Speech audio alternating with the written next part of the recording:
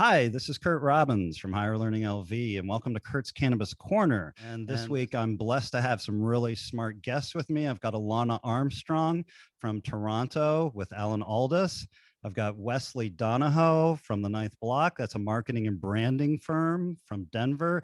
And of course, the one and only from the Marijuana Business Association in beautiful Seattle, Washington, David Rheins. So this week we're talking about misinformation, and we're citing an article that we put up on MJ Headline News and we've been pushing out on social, and it's about medical cannabis misinformation. And Wes, as a founder, as a person in the cannabis space, what's your take on misinformation and how it affects both consumers and businesses? Yeah, I mean, it's a loaded question. There's so much that goes into the information that is in and around this industry. Misinformation is rampant. And I think the one big thing that we really want to hone in on here is we have to look at the history of cannabis, right? When we look at the history of cannabis, misinformation is unfortunately very deep rooted. It comes from the days of reefer madness, right? And today it's positive misinformation, right? It's false claims, false health benefits, all that kind of stuff. It'll cure your whatever. Yeah, and it's unfortunate because that can be very dangerous for patients. And I think that's the biggest concern here is the patient. My opinion as a technical writer, this is biochemistry, and biochemistry is hard science. Mr. Rheins, what do you always have an excellent perspective on this kind of thing? Yeah, so, I love the topic because it's multifaceted. And when you talk about misinformation, it's a very political approach because that suggests that there is a definable truth, that there is one truth. So I think in terms of misinformation, I really look at it as two things. One is, what is the intention of information? Are you talking about education, and for what purpose?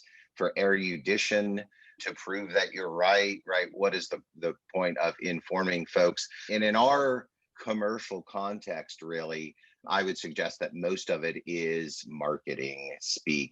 And we've been talking about things like Delta 8 and Delta 10, popular trending molecules, if you will, and the attendant information or misinformation really directed towards getting you to purchase a pre-roll at your local head shop. So your perspective is, what is the motive? With information also becomes politics. So when we inflate the claims of a product, CBD, for example, then the FDA has justification for shutting us down. Alana Armstrong, what do you think about this whole misinformation thing?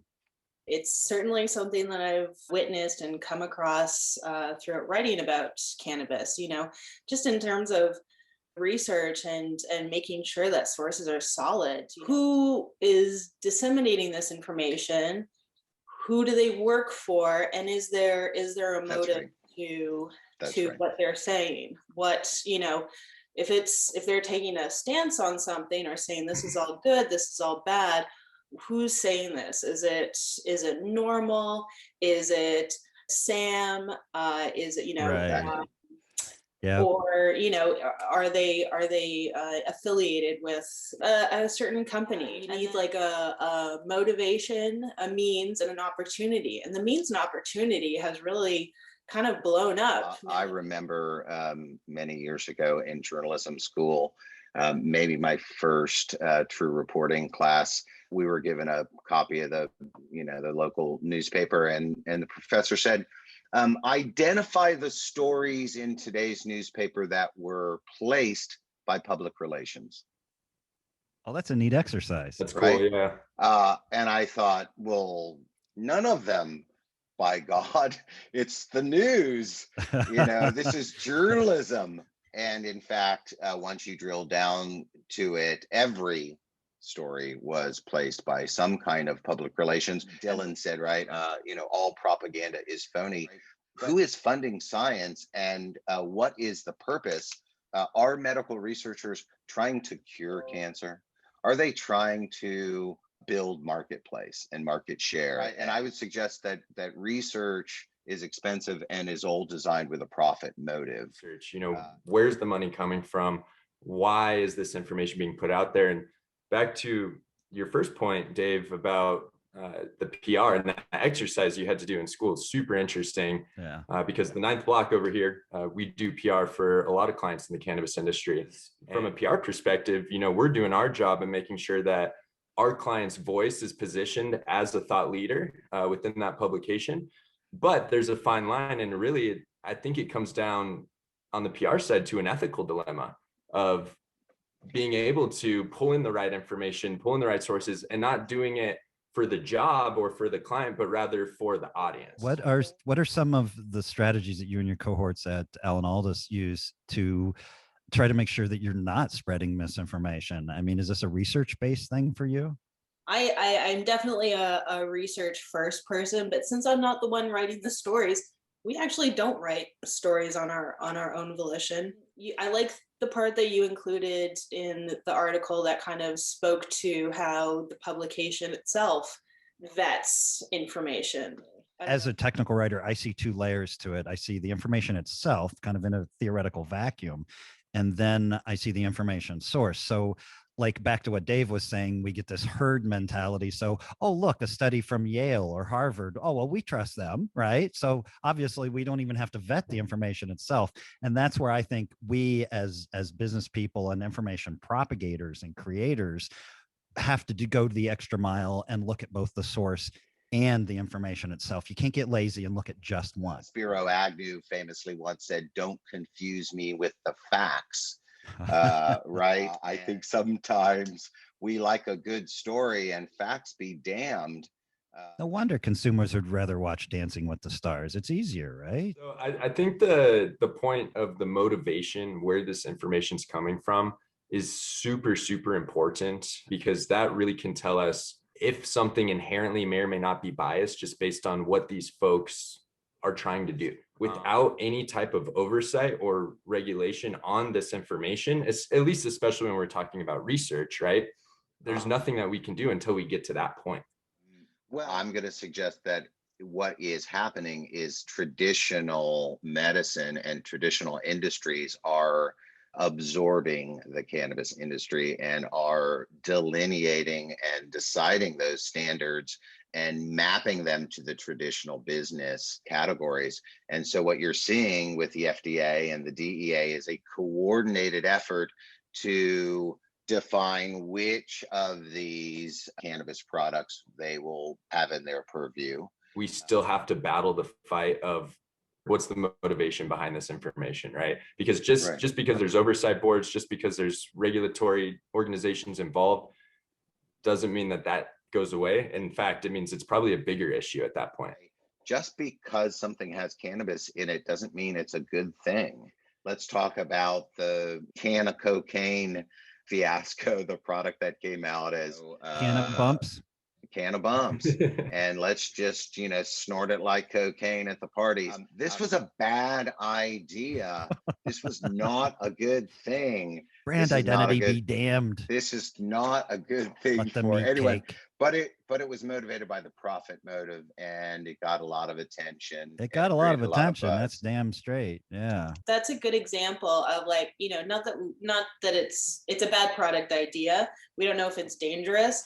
Having such an unstable infrastructure for disseminating real quality information about cannabis, whether it's on the recreational or medical side, exacerbates and kind of amplifies these ridiculous things. You're not going to stop people from making, crappy, harmful, ridiculous products necessarily. Right. It was a big story because it was an embarrassing story. It made us look silly as an industry, and it made us look callous. Where are the great examples of cannabis brands doing education? Because folks need a place to go. Right. And if y'all haven't heard of Leaf 411, organization of nurses that offer a free hotline for cannabis patients, where a patient can just call Leaf 411 at any time and get any questions answered about their cannabis use or anything related to cannabis. And it's a free service, which is huge. And that's for consumers to call? Correct, for patients. Yeah, there are programs now popping up at universities, even here in the United States, to teach cannabis topics, whether it's from a clinical perspective or from a marketing perspective. I'm not going to lie. I worry about those programs. I do too. Who's creating? Because them? it's pay to play, and there are no standards. Exactly. If you do a study that says there is not efficacy in cannabis or any of these terpenes or cannabinoids, and then it turns out that you had very low quality cannabis was used in it, well, of course, if I'm an alien, I come to Earth and I say, show me a car, and you give me a 25-year-old Kia crapmobile, I'm not going to be impressed by cars. You show me an S600. I think misinformation and marketplace are inextricably tied. That's my MO. Because there's always people trying to sell their wares, right? Comes down to just, a lack of movement in the industry towards federal legalization. We work with a lot of research scientists. Prior to the ninth block, I was director of marketing at a company called GoFire. We were working on dosing technology for cannabis. So we work with a lot of research scientists, and now for some of my current clients, we continue to do the same. And they always have the same challenges, which is I can't administer cannabis. I literally just can't even give it to people, which makes it so hard. How the hell are you supposed to do research? Study. Yeah, so they'll send people home with it and then have them come back, or have them, call or jump on a Zoom call to give their feedback and stuff like that. But if you want to do blood draws, if you want to do that kind of stuff, you need a Schedule I license at this point. There's only a handful of folks in the country that have those. And so that type of research is really hard to do right now. What do you guys think? Is it fair to say that there's plenty of research, but that we have a shortage of high quality, good, reliable research? I'd say that's fair, because there is a lot of research. Back to one of Dave's original points, I think there's also motivation bias when it comes to some of that research. And that's right. That's really, really tricky. They make it difficult to do legitimate research, and then they cite the lack of legitimate research as the reason they can't address the right. scheduling. Nice little catch. So that's a nice catch 22. Information is like art. It only exists in the interaction between the consumer and the thing. I want to throw one more out on the table. It's on the research side, a group called RSMJ, Research Society on Marijuana. It's a group of research scientists from all over the world. They meet annually to share the new data findings that they've had throughout the year. This is folks like Dr. Ethan Russo, Dr. Susan Stoner, some folks out of Colorado State here that we work with a lot. And their whole MO is, it doesn't matter what your results are, you're going to tell them to us exactly how they came, because we don't want you to come in here and say, hey, we had great results, cannabis is so beneficial for these reasons, or hey, we had bad results and it's bad for these reasons. No, we just want you to come in and say, these are the results. Now it's factual information, and we can use that moving forward. Just raw data with no interpretation. Because when people come in, they do a study and they say, oh, this is a great finding. We have all this new beneficial information about cannabis. No, we just have new information about cannabis. We should treat it as factual information, because as soon as we tie that positivity, it's a psychological thing, but we start to affiliate bias with it. Right. 100%. Hey, Curt, you do research for a living. What are the sources that you trust when you're looking to do cannabis research? My basic yardstick is that it must be peer-reviewed research. Does not have to be a clinical trial, like we talk about in the article, but that it is valid peer-reviewed research published in a reputable journal. What does reputable journal mean? I realize there's a lot of slippery slope here. Does a Leafly qualify? No. Does a Cannabis Now qualify? Does a High Guys Times with qualify? PhDs and MDs behind their name. So and when you ask, well, where do you learn about cannabis? Here would be a fun trick. Ask customers, well, where did you learn about CBD? Right? Was it at the gas station? Was it from your Aunt Mary? Was it, in Social High Club Times? TV? Yeah, right. Was it on Clubhouse? Yes, somebody said it on Clubhouse. It must be true. Right? It would be nice to get to a point where this information is so inherent, and people are more accustomed or just like more comfortable with using cannabis as it works for them or growing it, that it's a household conversation. We don't even talk about in the house how dangerous Tylenol and Advil are. Well, the data backs up what you're saying, Alana, because the 2019 Oasis consumer survey, that they surveyed 20,000 cannabis consumers in all 50 states in the US. And they said, what kind of information you get from your bud tender? And they're like, oh, we don't get it from our bud tender. They suck. We get it from friends and family. So their study, which was pretty well done, said friends and family was the #1 source of. So we got to ask ourselves, what are the pros and cons of getting all of your information from friends and family? A lot of what we're talking about is that migration of things which were counterculture or alternative culture moving into the mainstream. And in order for that to happen, there has to be a socialization of information. You know, we only know enough to make commercial decisions, is my position here. That what is your knowledge about anything? Tylenol's a great example. I don't know. I know I'm told that if I have a headache, I should take this, you know, and that's what we know as consumers. And we assume that if they're selling it at Walgreens, it must be safe. Yeah. I mean, I grew up in the 90s, and when I was a kid, probably until I was like 13 years old at least, I was terrified of cannabis. Absolutely terrified of it. I saw it one time in middle school and it scared me. What kind of advice would you give to business professionals in the cannabis industry for avoiding misinformation and, you know, staying tuned into the good stuff? And yeah, first thing I would say is just take it seriously. When it comes to information that you're sharing, especially as a business in cannabis, if you are sharing information with your consumers, you have a responsibility. And so take that seriously. Seek out the right sources of information. We shared a lot of those sources on this call today. So just take it seriously. That's my biggest word of advice. I think we all in this industry do have a responsibility. And if you want any help with your messaging, we take that stuff very seriously at the 9th Block. So give us a shout, let us know. Cool. Alana, what advice would you give, since you're working with clients on the daily? So you're already giving advice. What are you telling them? Absolutely. Take a journalist's approach to it. Look beyond the byline, see where else they work.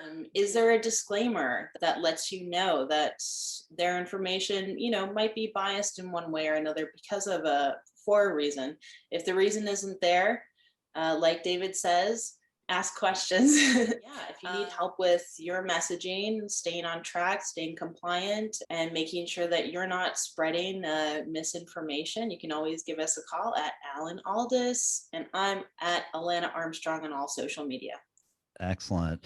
Mr. Rheins. So since this conversation is targeted to industry professionals, I would say that misinformation is an opportunity for marketers. What we have is a consumer base that is starved for information, starved for education, starved for insights into how to consume cannabis and how to participate in a healthier lifestyle.